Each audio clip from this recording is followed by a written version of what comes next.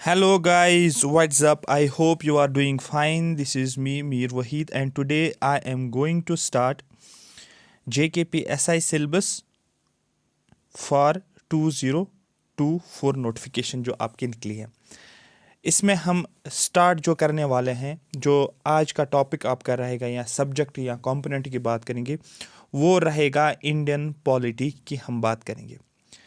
ठीक है, important subject है, कोर सब्जेक्ट है और मैक्सिमम क्वेश्चन जो है आपके पूछे जाते हैं। किस तरीके से पढ़ेंगे वो आपको क्लास में ही समझ आ जाएगा। उसके अलावा पढ़ने की ज़रूरत है, नहीं पढ़ने की ज़रूरत है, मैं पहले बोल रहा हूँ। जो मैं पढ़ाऊँगा आपको कोई एक्स्ट्रा सोर्स, कोई एडिशनल सोर्स कुछ भी नहीं करना है। पढ़ते जाना है, शॉर्ट नोट्स बनाने हैं, रिवाइज करना है, दैट्स इट। कोशिश करनी है सबसे पहले कॉन्सेप्ट्स पे ज़्यादा फोकस रखना है। जो जो चीज़ें मैं समझाऊंगा, जो जो चीज़ें मैं बोलूँगा कि यहाँ से क्वेश्चन आपका बनेगा या ये क्वेश्चन पूछा गया है, फिर जब मैं प्रैक्टिस क्वेश्चन दे दूँगा आपको करने के लिए, आप उनको ईजिली करोगे।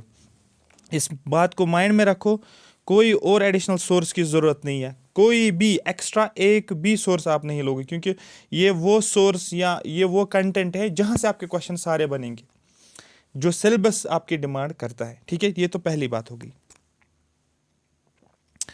I am presenting this lecture series through WS Academy, one of the best platform for quality education.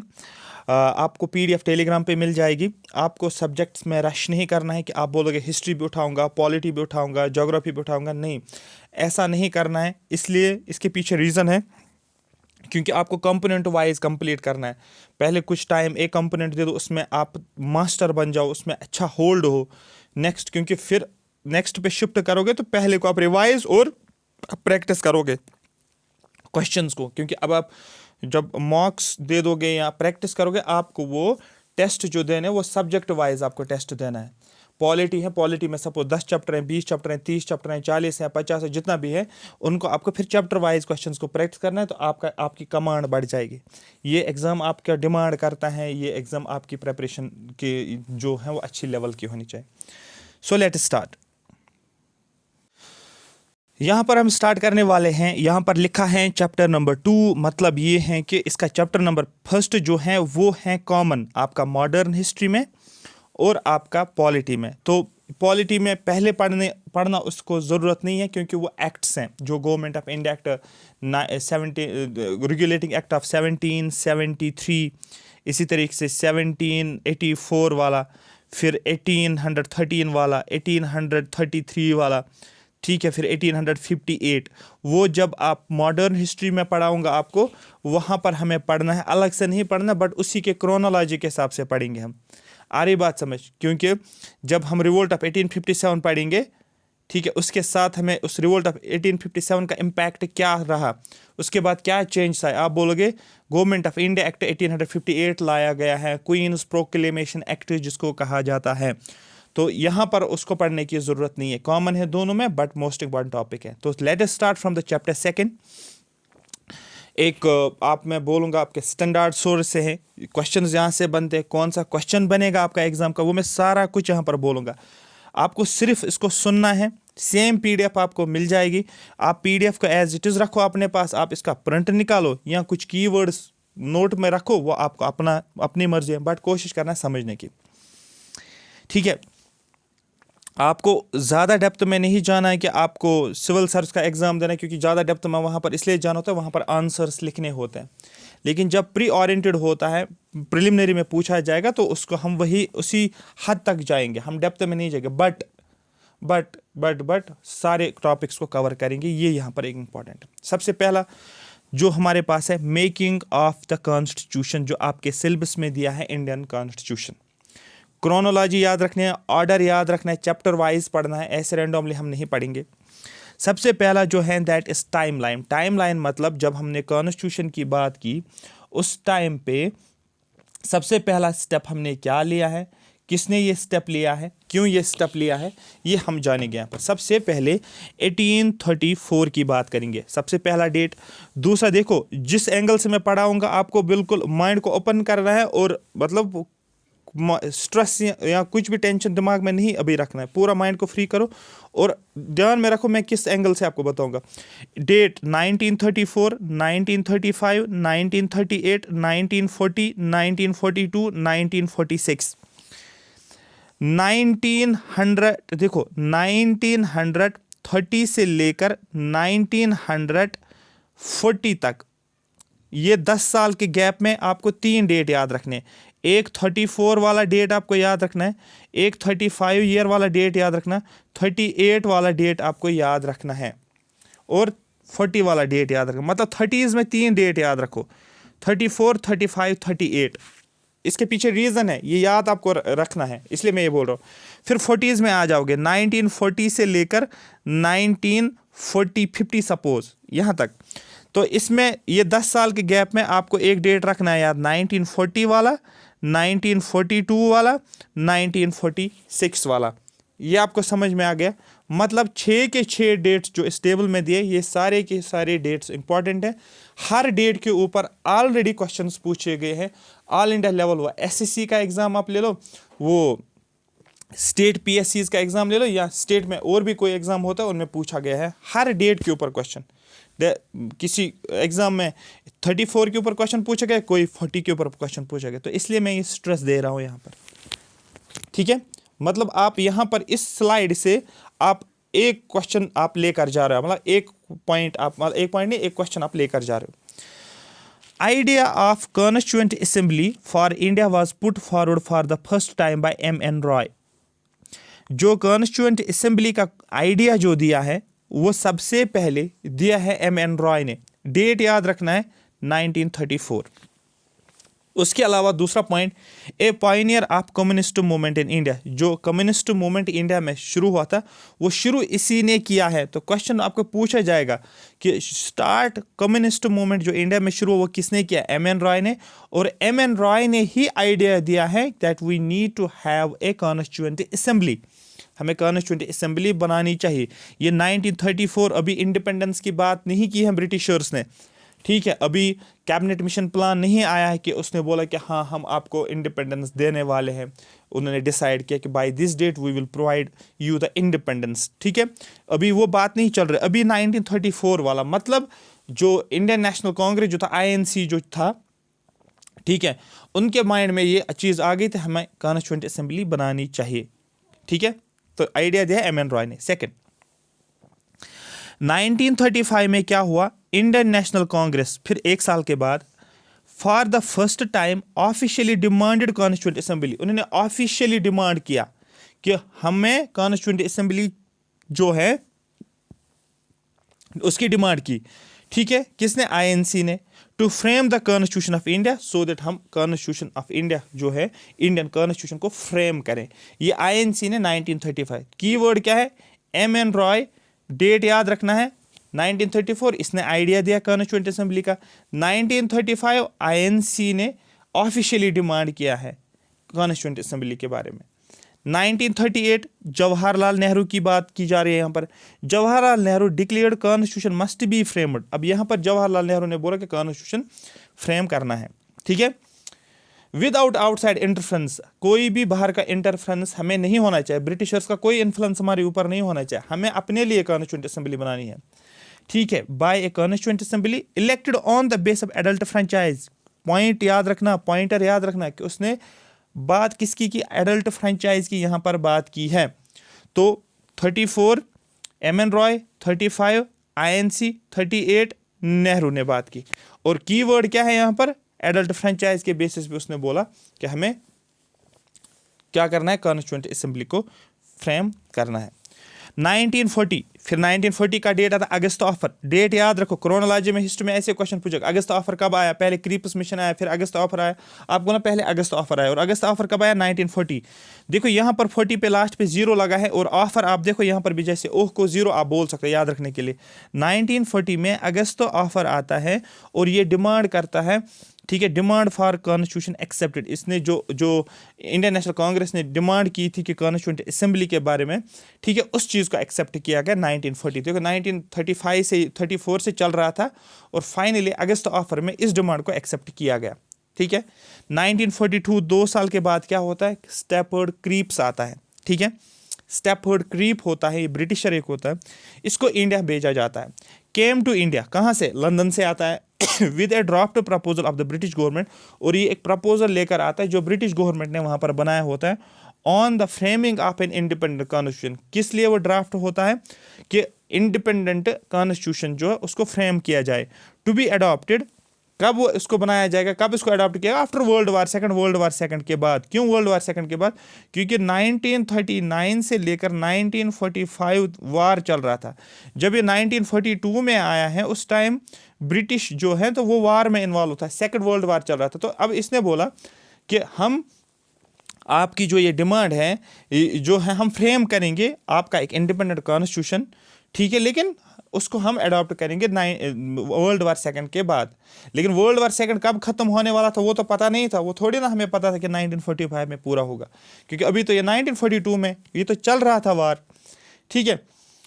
Proposal rejected by Muslim league, लेकिन ये जो प्रपोजल दिया था स्टेफर्ड क्रीप्स ने, इसको मुस्लिम लीग ने रिजेक्ट किया। मुस्लिम लीग ने, दैट मीन्स क्वेश्चन क्या बनता है, स्टेफर्ड क्रीप्स या क्रीप्स मिशन जो लाया गया था उसने जो इंडिपेंडेंट कॉन्स्टिट्यूशन के बारे में बताया था वो फेलियर था या सक्सेस, आपको बोला वो फेलियर था। क्यों फेलियर था, क्योंकि मुस्लिम लीग ने इसको रिजेक्ट किया था। जब मॉडर्न इंडिया पढ़ेंगे तो वहाँ पर हमें पूरा इसको डिटेल में, अभी हम कॉन्स्टिट्यूशन का आइडिया हम देख रहे हैं ये कहाँ से कहाँ इवॉल्व हो गया, इवोल्यूशन जिसको बोलते हैं।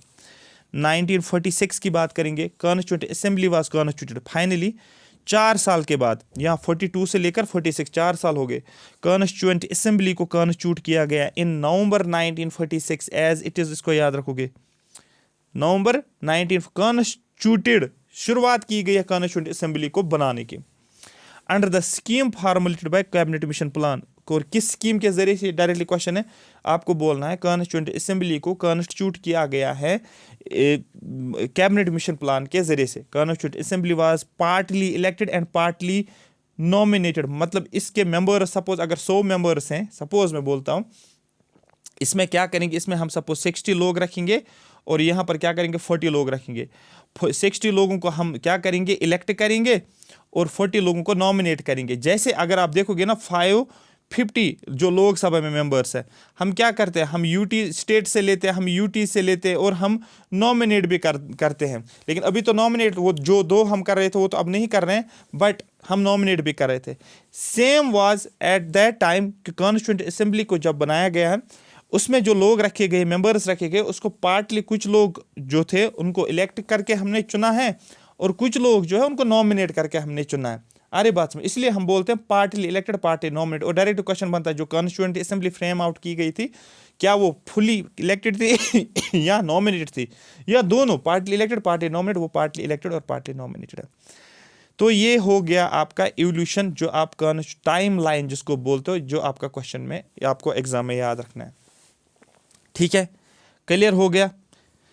नेक्स्ट, अब ये इंपॉर्टेंट डेट्स जो हैं जो आपको याद रखना है, ये बिल्कुल आपको इस एंगल से याद रखना जैसे मैं आपको बोल रहा हूं। Moreover the members were to be indirectly elected by the members of provincial assemblies.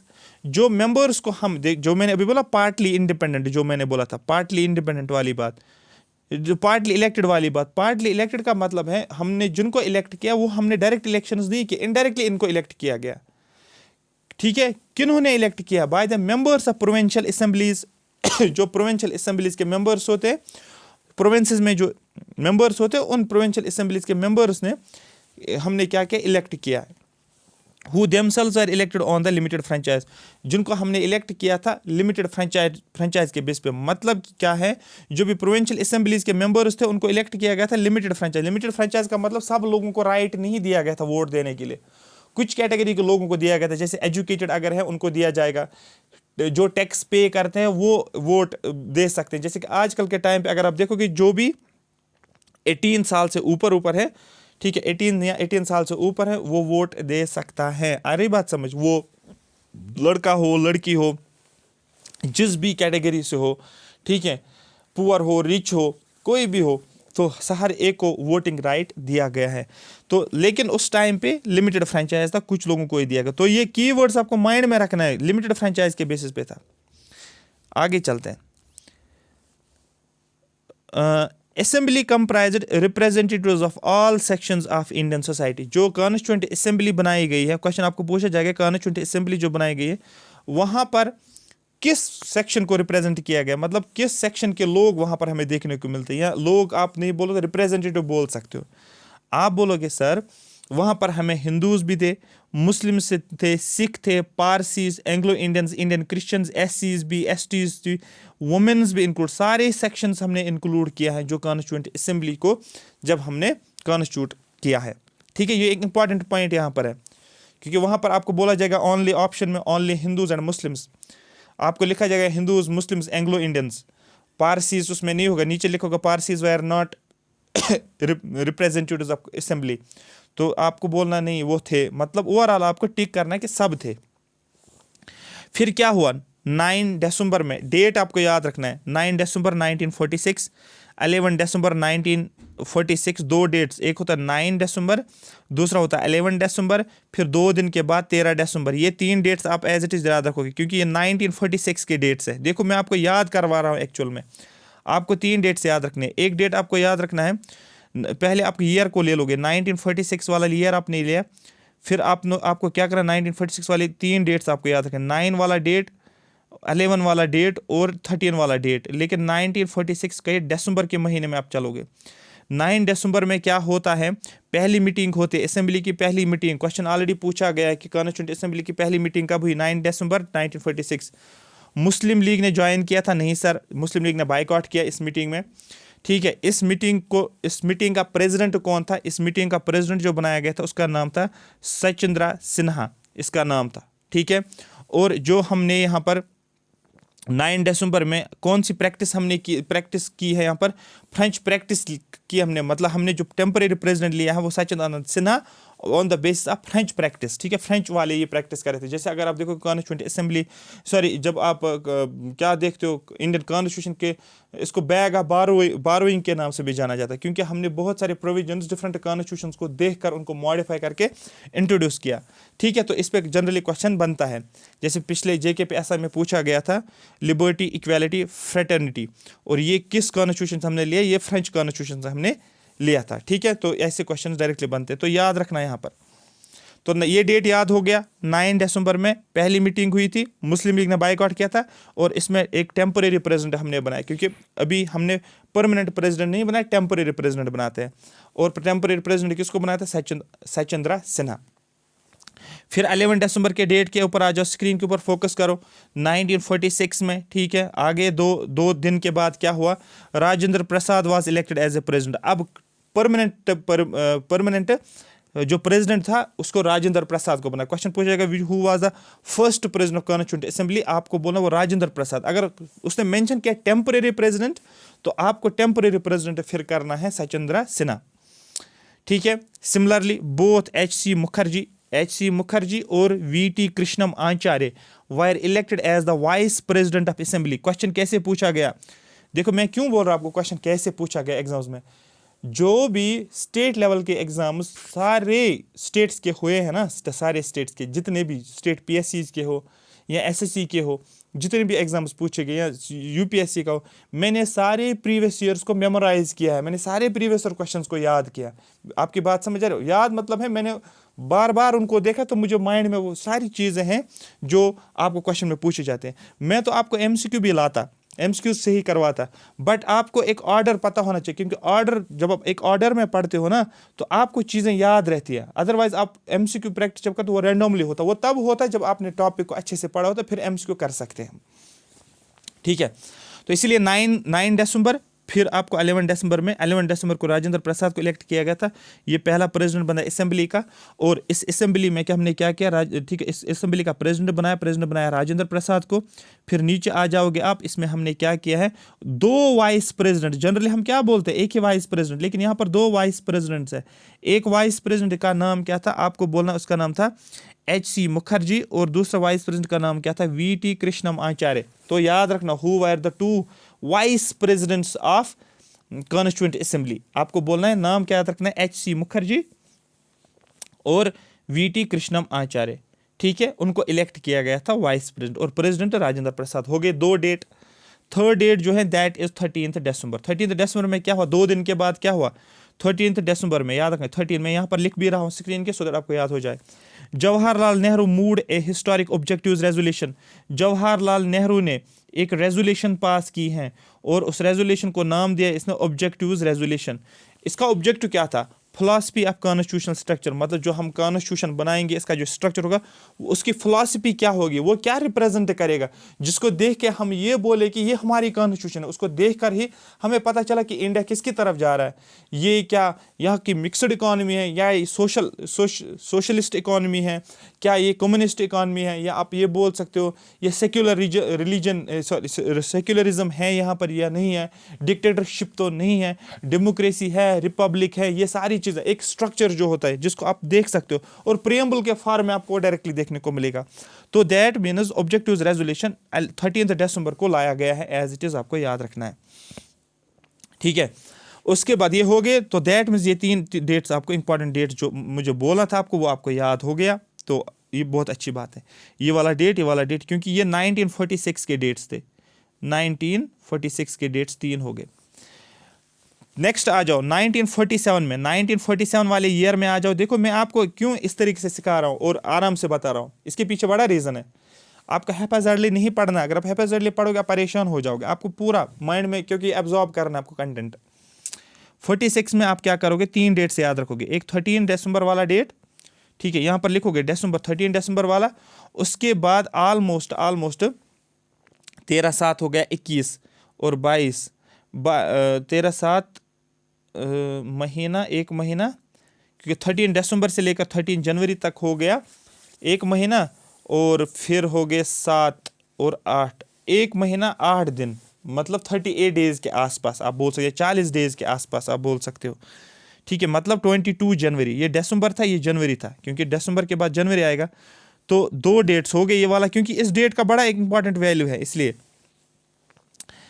क्योंकि यहाँ पर ये वेट कर रहे थे मुस्लिम लीग का एक्चुअली 13 दिसंबर के बाद 20 तक वो नहीं आए, फिर उन्होंने ऑब्जेक्टिव रेजोल्यूशन का अडॉप्ट किया। इसके पीछे बड़ा रीज़न है, लेकिन वो डेप्थ में हम जाएंगे नहीं, बट आपके एग्जाम के हिसाब से जो इंपॉर्टेंट है वो हम करेंगे। फिर 47 में ही आप देखो, यहाँ पर 47 में 3 जून आपको याद रखना है, ठीक है। तो और 47 का वाला ये वाला एक्ट, ठीक है। तो 3 चीज़ें मैंने आपको बताई यहाँ पर। 47 का मैंने क्या बोला, 22 जनवरी, ठीक है, 22 जनवरी में क्या किया गया है, रेजोल्यूशन के अडॉप्ट किया गया है। पास कब किया गया, इसको मूव कब करवाया गया इस ऑब्जेक्टिव रेजोल्यूशन को, 13 दिसंबर, लेकिन फिर अडॉप्ट एक्चुअल में कब किया गया, 22, क्योंकि मुस्लिम लीग का वेट कर रहे थे, आ रही बात समझ।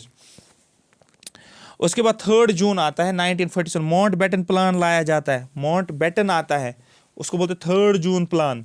आगे हम पढ़ेंगे माउंट बैटन प्लान क्या था, बस आपको एज इट इज डेट्स भी याद रखनी, क्योंकि पहला चैप्टर है, आपको क्रोनोलॉजी पता होनी चाहिए। फिर क्या होता है आप बताओ, 1947 में क्या होगा, एक्ट लाया जाता है जिसको बोलते हैं इंडिया इंडिपेंडेंट एक्ट। जैसे पढ़ते हैं गवर्नमेंट ऑफ इंडिया एक्ट 1935, ठीक है, गवर्नमेंट ऑफ इंडिया एक्ट 1909, इस तरीके से 1918, इस तरीके से आ गया गवर्नमेंट ऑफ इंडिया एक्ट, आप बोल सकते India independence act 1947।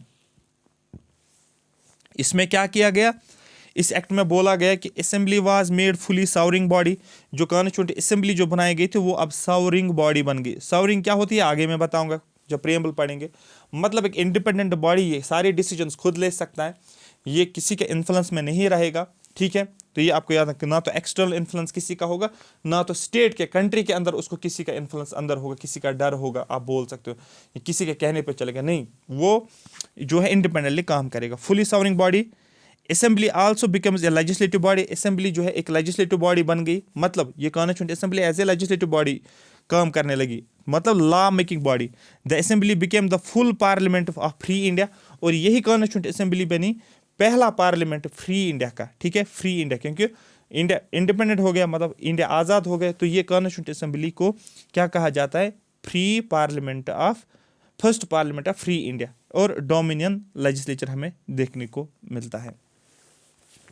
I hope मेरी बात आपको समझ आ रही होगी, ठीक है। अब यहाँ पर ये भी क्वेश्चन पूछा गया है whenever the assembly met at the constituent as a constituent body it was chaired by Rajendra Prasad. देखो जब हमने कॉन्स्टिट्यूंट असेंबली जो बनी है एज ए कॉन्स्टिट्यूंट बॉडी, देखो कॉन्स्टिट्यूंट असेंबली मैंने बोली, मतलब एज ए कॉन्स्टिट्यूंट बॉडी जब थी उस टाइम राजेंद्र प्रसाद इसका प्रेसिडेंट था।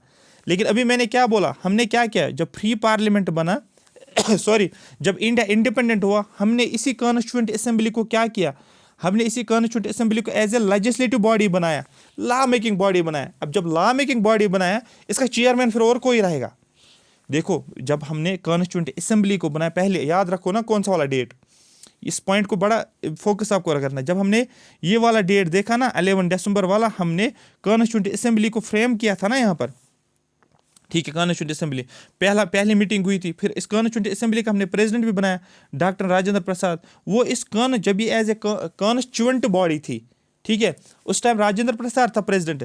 लेकिन जब हमने जब इंडिया इंडिपेंडेंट हो गया और फिर हमने इसको क्या बनाया, एज ए लेजिस्लेटिव बॉडी ये काम करने लगी, और यहाँ पर हमने इसका प्रेसिडेंट चेंज किया। और किसको प्रेसिडेंट किया, आप बोल सकते हो यहाँ पर GV मावलंकर इसका चेयरमैन रहा।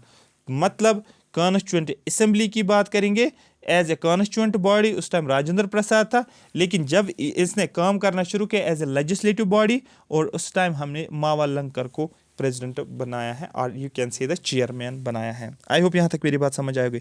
These two functions continue till नवंबर 26, 1949, और ये दोनों फंक्शंस कहाँ तक चली आपको बोलना है। ये 26 नवंबर 1949, जब हमने क्या किया है, कॉन्स्टिट्यूशन को इनेक्ट और अडॉप्ट किया है। आगे हम पढ़ेंगे, जो प्रीएम्बल का डेट हम याद रखते हैं 26 नवंबर 1949, आगे हम पढ़ेंगे। बस इसको आपको याद एज इट इज़ याद रखना है। क्या सर हमें ये सारे पॉइंट्स याद रखने हैं? यस, बिल्कुल आपको सारे पॉइंट्स याद रखने हैं। आप छोड़ ही नहीं सकते हो कोई पॉइंट। क्यों नहीं छोड़ सकते? क्योंकि क्वेश्चन ऑलरेडी पूछा गया है। क्वेश्चन हर पॉइंट पे क्वेश्चन है, हर पॉइंट पे क्वेश्चन है। ये तो मैं सबसे आपका लोवेस्ट लेवल बता रहा हूँ, lowest level in the sense कि मैं डेप्थ में नहीं जाता हूँ, मैं आपको जो आपका एग्जाम में पूछा जाएगा उस एंगल से बता रहा हूँ, ठीक है। और इतना ही आपको पढ़ना है, इससे ज़्यादा आपको कोई फ़ायदा ही नहीं है। क्या फ़ायदा होगा इससे ज़्यादा आप पढ़ोगे, क्योंकि जब सारा ही कंप्लीट यहाँ पर है। इस पर टाइम मैंने इसलिए दिया क्योंकि ये पहला लेक्चर था और पहला टॉपिक था। जब तक आपके माइंड में ये कॉन्स्टिट्यूएंट असेंबली वाला कॉन्सेप्ट माइंड में नहीं आएगा, डेट्स याद नहीं आएंगे, राजेंद्र प्रसाद टाइप वाला याद नहीं आएगा, जवाहरलाल नेहरू ऑब्जेक्टिव्स रेजोल्यूशन, ठीक है, BN राव, ठीक है, तो ये तब तक आपको आगे जो है बड़ा मुश्किल हो जाएगा, क्योंकि हमें कनेक्ट करना पड़ेगा चीज़ों को आगे। मेजर कमिटीज़ बनाई गई हैं। मेजर कमिटीज़ देखो, मेजर कमिटीज़ भी होती है, माइनर कमिटीज़ भी होती है। और आप क्या करोगे, आप सिर्फ और सिर्फ एक ही चीज़ करोगे याद, मेजर कमिटीज़ को एज इट इज़ याद रखना है।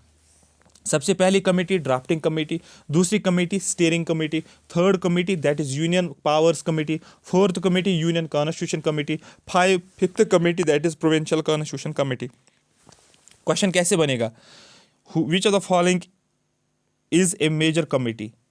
नीचे लिखा होगा कौन सी मेजर कमेटी है। ऐसी कमिटीज़ होगी जो 3 माइनर होगी और 1 मेजर होगी। यहाँ पूछा जाएगा all of the above are major committees, तो दैट आपको मेजर कमिटीज़ तो याद रखनी है। ड्राफ्टिंग कमेटी, इसका चेयरमैन, क्वेश्चन क्या पूछेगा, who is the chairman of drafting committee, या who was the chairman drafting committee, आपको बोलना BR Ambedkar. Steering committee Rajendra Prasad, union powers committee Jawaharlal Nehru, union constitution committee Jawaharlal Nehru, provincial constitution committee Sardar Patel.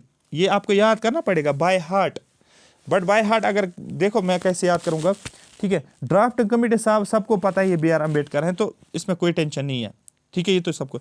Steering committee, steering देखो, steering की याद करो, जो आप गाड़ी की स्टीयरिंग होती है वो कौन चला रहा था, राजेंद्र प्रसाद चला रहा था, ऐसे आप याद रख सकते हो,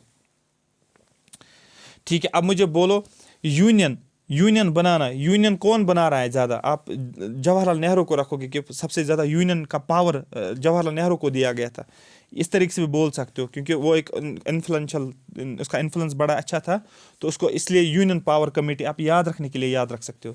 फिर यूनियन, जहाँ पर भी यूनियन है यहाँ पर भी यूनियन, आप जवाहरलाल नेहरू, तो जहाँ पर भी आप क्वेश्चन में कीवर्ड में यूनियन देखोगे तो आपको डायरेक्टली माइंड में आना चाहिए जवाहरलाल नेहरू की बात कर रहा है। जो ही आपके माइंड में यूनियन पावर यूनियन की का क्वेश्चन पूछेगा, आपको सीधे आना चाहिए, वो यूनियन पावर हो या कॉन्स्टिट्यूशन कमेटी हो, जवाहरलाल नेहरू। फिर इसी को प्रो आप याद रखोगे, ये सरदार था, ठीक है, प्रो या ब्रो आप याद रख, सरदार पटेल आप याद रख सकते हो, ठीक है, सरदार पटेल। तो ये होगी आपको मेजर कमिटीज़ का नाम और उनका चेयरमैन कौन था, एज इट इज़ याद रखना, इसमें से आपका डायरेक्ट क्वेश्चन बनेगा। मैं बोल भी रहा हूँ कहाँ से आपका क्वेश्चन बनेगा, हम एक्स्ट्रा नहीं पढ़ेंगे, कुछ फ़ायदा नहीं एक्स्ट्रा पढ़ना, जहाँ से आपके क्वेश्चन है हम उसी चीज़ को टारगेट करेंगे।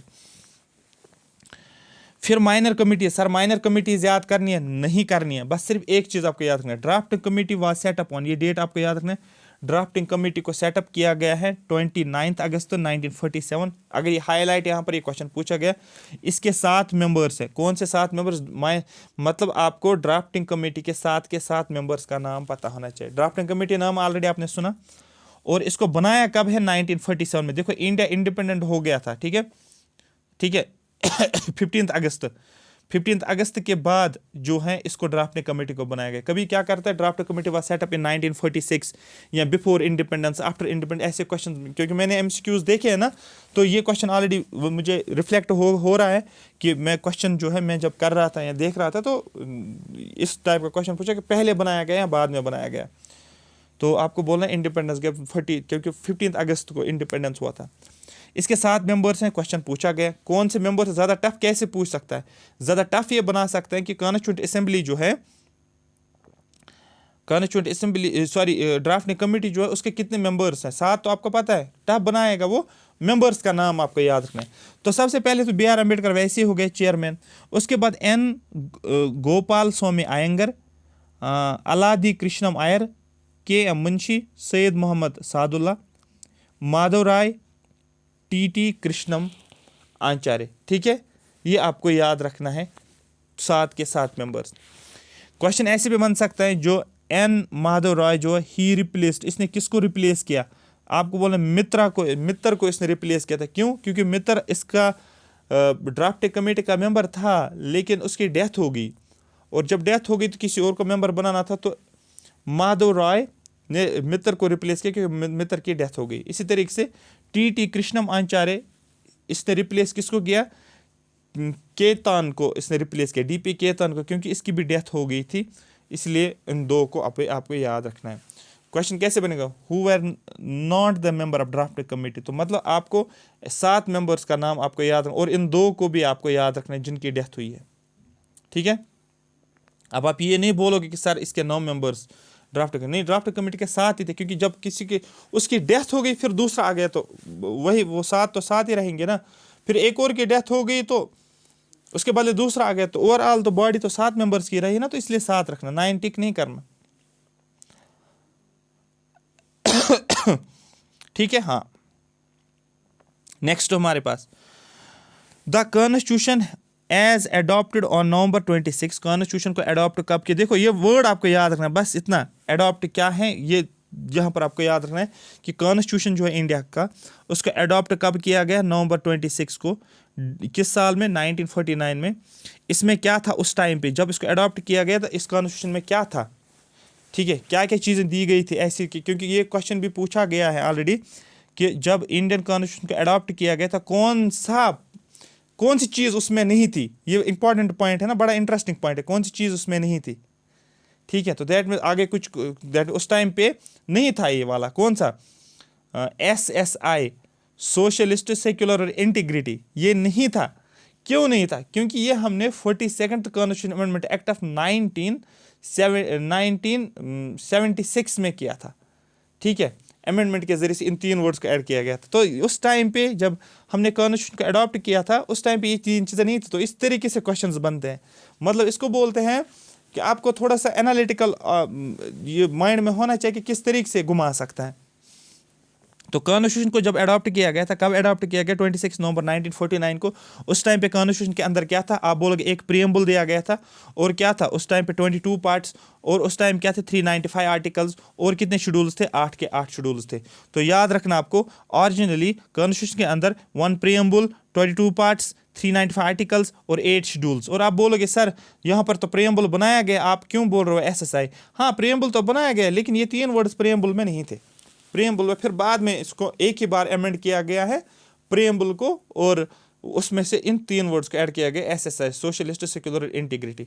आरे बात में, और ये भी क्वेश्चन पूछा गया है कि प्रीएम्बल को हम अमेंड कर सकते हैं नहीं कर सकते। अगर आपने कभी नहीं पढ़ा है कि प्रीएम्बल को अमेंड कर सकते हैं नहीं कर सकते, लेकिन आपको इतना याद होगा कि यहाँ पर जो है SSI को हमने ऐड किया बाद में, मतलब हमने प्रीएम्बल को अमेंड किया होगा। तो यहाँ से भी पता चलता है कि हमने प्रीएम्बल को अमेंड किया, और एक ही बार अभी तक हमने प्रीएम्बल को अमेंड किया है, ठीक है। तो और वो भी क्या है आपको याद रखना है। हो गया क्लियर। मैं चीज़ों को कनेक्ट यहाँ पर कोशिश करने की कोशिश कर रहा हूँ, इस बात को ध्यान में रखो। फिर से मैं एक बार रिपीट कर रहा हूँ, कभी भी पॉलिटी में मतलब जो आपका सिलेबस देना, आप सब्जेक्ट में रश नहीं करो। मैं ये बात सीरियसली बोल रहा हूँ। अगर आप रश करोगे ना, आप फंस जाओगे। क्यों? आपको थोड़ा सा टाइम देना पड़ेगा हर सब्जेक्ट, कोई जल्दबाजी नहीं है। आपके पास 3-4 महीने मिल जाएंगे, कम से कम 120 डेज 150 डेज आपको मिल जाएगा, बहुत टाइम है।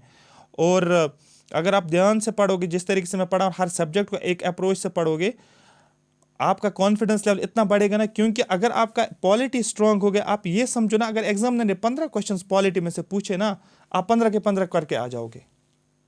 बट अगर ऊपर ऊपर से पढ़ के जा रहे हो तो फिर तो नहीं, फिर तो आप वो रिस्की गेम खेलोगे फिर खुद के साथ। सो बी केयरफुल, जैसे मैं बोल रहा हूँ वैसे करो। उसके बाद the preamble was enacted after the entire constitution was enacted. देखो याद रखिए, देखो यहाँ पर लिखा है प्रीएम्बल को हमने इनेक्ट कब किया है? जब हमने पूरा कॉन्स्टिट्यूशन ऑलरेडी इनेक्ट किया था। पहले हमने कॉन्स्टिट्यूशन को इनेक्ट किया और उसके बाद हमने प्रीएम्बल। क्यों, क्या, ये यहाँ जानने की जरूरत नहीं, ऐसा क्यों किया, वो किया नहीं, यहाँ पर वो चीज़ें नहीं, आपको लिखना नहीं है यहाँ पर। बस इतना आपको याद रखना है कि आपको स्टेटमेंट डायरेक्ट पूछेगा, preamble was enacted before the entire constitution was enacted, preamble was enacted after the entire constitution was enacted, preamble was enacted on the same date on the day the constitution was enacted. तो ऐसा नहीं है, preamble को बाद में किया गया, पहले हमने कॉन्स्टिट्यूशन को इनेक्ट किया है, उसके बाद प्रीएम्बल को। अरे बात समझ। और ये ऑलरेडी देखो यहाँ पर लिखा भी है प्री 1997 में, मतलब यूपीएससी का क्वेश्चन है, तो आसान क्वेश्चन है, डायरेक्टली स्टेटमेंट को आपको याद रखना है। क्लियर हो गया? Some provisions of the constitution pertaining to citizenship, election, provincial parliament, temporary and transitional provisions. कुछ प्रोविजंस है कॉन्स्टिट्यूशन के अंदर, ठीक है, जैसे कि सिटीजनशिप। याद रखना, सिटीजनशिप मैं आपको ये याद, जब मैं कंप्लीट करूंगा ना आपका सिलेबस, मैं आपको याद करवाऊंगा ट्रिक्स के थ्रू इसके फैक्ट्स कुछ इंपॉर्टेंट, मतलब कौन कौन सी चीज़ें मतलब हमने ऐड की हैं कॉन्स्टिट्यूशन को, ये सिटीजनशिप, इलेक्शन, ये मैं ट्रिक्स के जरिए से आपको याद करूंगा। बट अभी आपको कॉन्सेप्ट्स पे फोकस करना है। कुछ प्रोविजन कॉन्स्टिट्यूशन के अंदर किसके रिलेटेड, एक सिटीजनशिप के रिलेटेड, एक इलेक्शन के रिलेटेड, ठीक है, टर्म्स को याद रखना, इलेक्शंस के रिगार्डिंग, पार्लियामेंट, प्रोविंशियल पार्लियामेंट के regarding, temporary and transitional provisions जो थे, ये 5, 1 2 3 4 5, ठीक है, and short titles came into force on 26 नवंबर 1949। ये आपको याद रखना है, ठीक है। कब? मतलब जब हमने कॉन्स्टिट्यूशन को अडॉप्ट किया है, इस डेट को, इसी सेम डेट को हमने क्या किया है, कुछ प्रोविजंस जो हैं उनको फोर्स में भी लाया। देखो यहाँ पर इन अडॉप्ट करना, इनेक्ट करना और फोर्स, ये अलग डेट होता है फोर्स पे। तो ये आपको याद रखना भी होता है कि कब फोर्स में लाया गया है, कब अडॉप्ट कब किया गया है, कब इनेक्ट किया गया है। ये कीवर्ड्स आपके एग्जाम में यूज हो जाएगा और वहाँ पर आपको एक जैसे आंसर मिलेंगे। आप बोलोगे नहीं मैंने तो ये भी पढ़ा है, शायद इनेक्ट इस डेट को है, अडॉप्ट इस डेट को, आपको समझ नहीं आएगा वहाँ पर।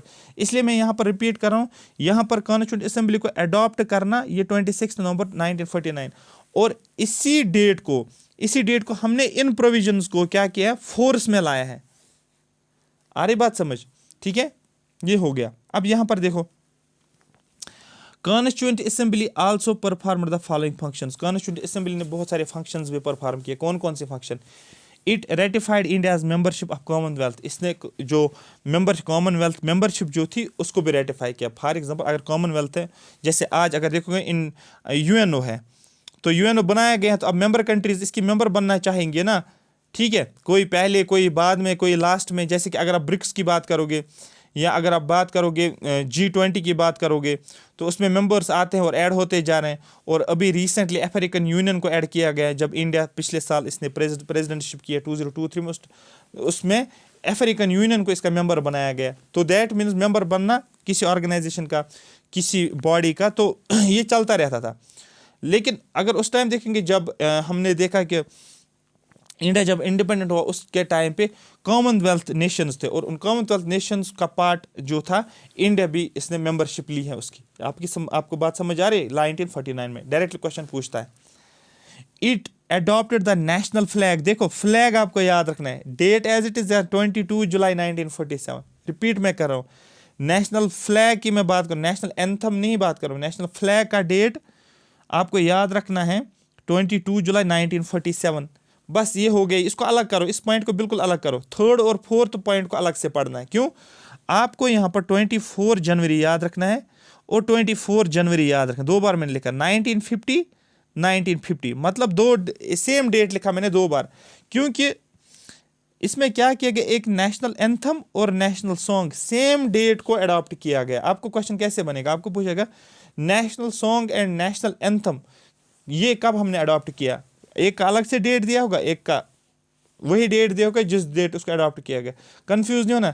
आपको क्या करना है, एंथम को सॉन्ग के साथ रिलेट करो। एंथम और सॉन्ग, एंथम और सॉन्ग, या SA आप लिखो, ESSAY, ऐसे लिखते हैं ना, ऐसे आप लिखते हो ना, ऐसे आप इस तरीके से भी जाते हैं, SA मतलब S का मतलब होता है सॉन्ग, A का मतलब होता है एंथम। तो ये हमने 24 जनवरी 1950 को। फ्लैग को बिल्कुल अलग करो, ये 1947 में ही हमने अडॉप्ट किया था। आ रही बात समझ? तो ये 3 पॉइंट जो थे, ये 4 पॉइंट्स ये भी पूछे गए हैं। आपको जब मैं PDF दिखाऊंगा ना प्रीवियस ईयर क्वेश्चंस की, आप हैरान हो जाओगे, बोलोगे कि ये तो डायरेक्टली पूछा गया। हम बिल्कुल डायरेक्टली पूछा गया। अब लेकिन आपको कोई पॉइंट छोड़ना नहीं है, ये आपको माइंड में रखना है। क्लियर हो गया? ये आपका चैप्टर नंबर पहला, मतलब पहला टॉपिक या पहला यूनिट जो चैप्टर है ये कंप्लीट हो गया। ये आपका कंप्लीट हो गया। और इस पे आप कोई भी क्वेश्चन आप करो, कोई भी, जिस भी एग्जाम का पेपर आप उठा लो, या आपके पास SSC की बुक है, आपके पास प्रीवियस ईयर क्वेश्चन, जिस नेट पे जाओगे और आप लिखोगे मेकिंग ऑफ इंडियन कॉन्स्टिट्यूशन के क्वेश्चंस मुझे दे दो, आप सारे क्वेश्चंस को करोगे। करना क्या आपको सिर्फ रफ पे एक ही पेज के अंदर आधे पेज पे आपको क्या करना है, ये डेट ये डेट ये डेट ऑर्डर में लिखना है। यहाँ पर क्या करना है, आइडिया को उठाना है, MN रॉय को उठाना है, INC को उठाना है, बस इतना आपको करना है। INC को उठाना है और यहाँ पर ऑफिशियली डिमांड लिखना है। नेहरू को उठाना है, बस इतना आपको याद रखना है, और एडल्ट फ्रेंचाइज को रखना है याद। यहाँ पर सिर्फ अगस्त को लिखना है, ठीक है, अगस्त लिखना है। यहाँ पर क्या करना है, क्रीप लिखना है, और कुछ भी नहीं, और कुछ भी नहीं। यहाँ पर 46 में क्या करना है, ठीक है, यहाँ पर कॉन्स्टिट्यूशन को अडॉप्ट कब किया, कॉन्स्टिट्यूट कब किया गया, पार्टली इलेक्टेड पार्टली नॉमिनेटेड, ये आपके 2 लाइन्स में 3 लाइन्स में आ जाएगा।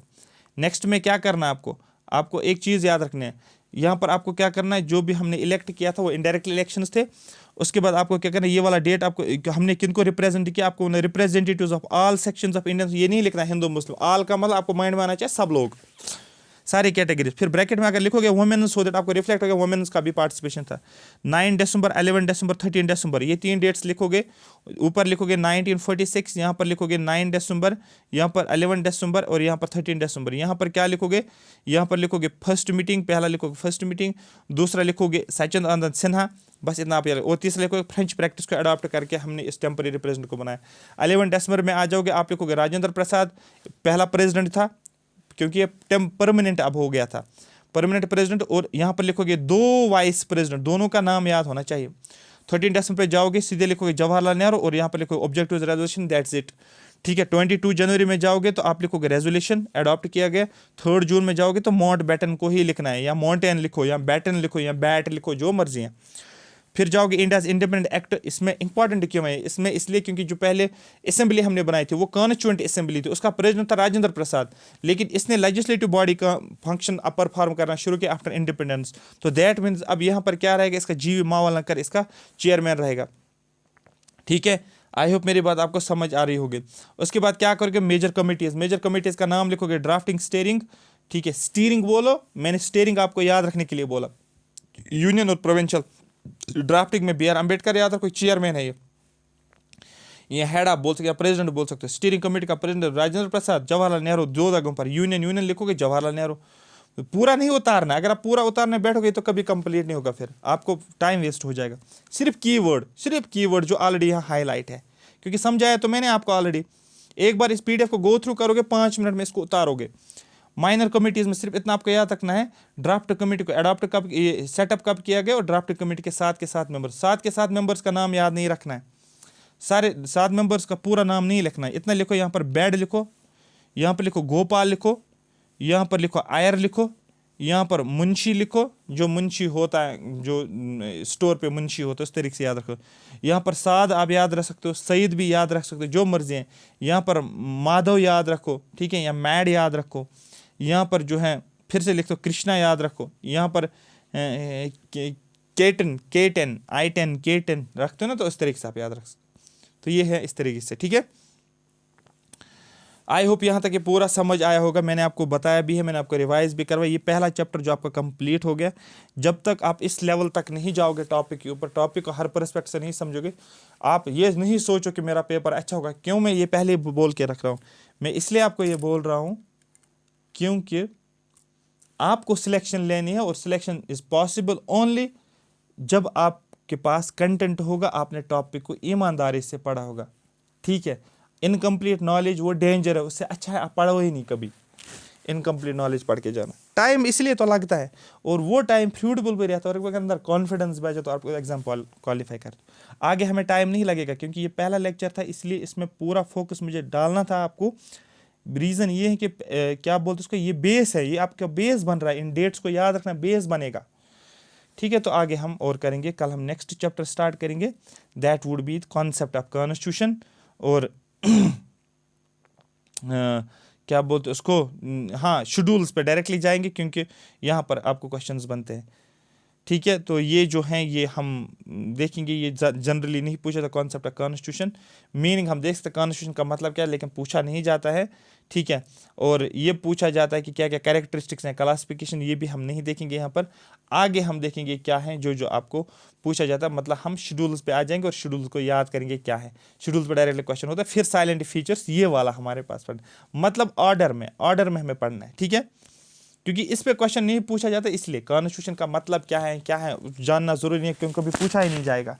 बट मीनिंग हम समझेंगे, डेप्थ में जाने की जरूरत नहीं, क्योंकि जो एग्जाम में पूछा जाएगा उसी के ऊपर हम जाएंगे। Thank you so much for watching me. Comment section में मेंशन करो सेशन कैसा लगा। PDF टेलीग्राम पे जाओ, वहाँ पर आपको इस चैप्टर की PDF देखने को मिलेगी, ठीक है। अगर आप कंटिन्यू लेक्चर सीरीज देखोगे तो मैं यहाँ से बोल रहा हूँ, फिर पॉलिटी कहीं से नहीं पढ़ो, ये मैं खुद बोल रहा हूँ। अगर आप कंटिन्यू नहीं देखना चाहते हो, कहीं और पर देख रहे हो, तो फिर आप देख सकते हो, आपके अपनी चॉइस है, बट अपने एफर्ट्स क्यों वेस्ट करना। और अगर आपको कंटेंट भी समझ आ रहा है तो you must rely on it, ठीक है। आप इस चैप्टर के क्वेश्चंस कर सकते हो। Thank you so much.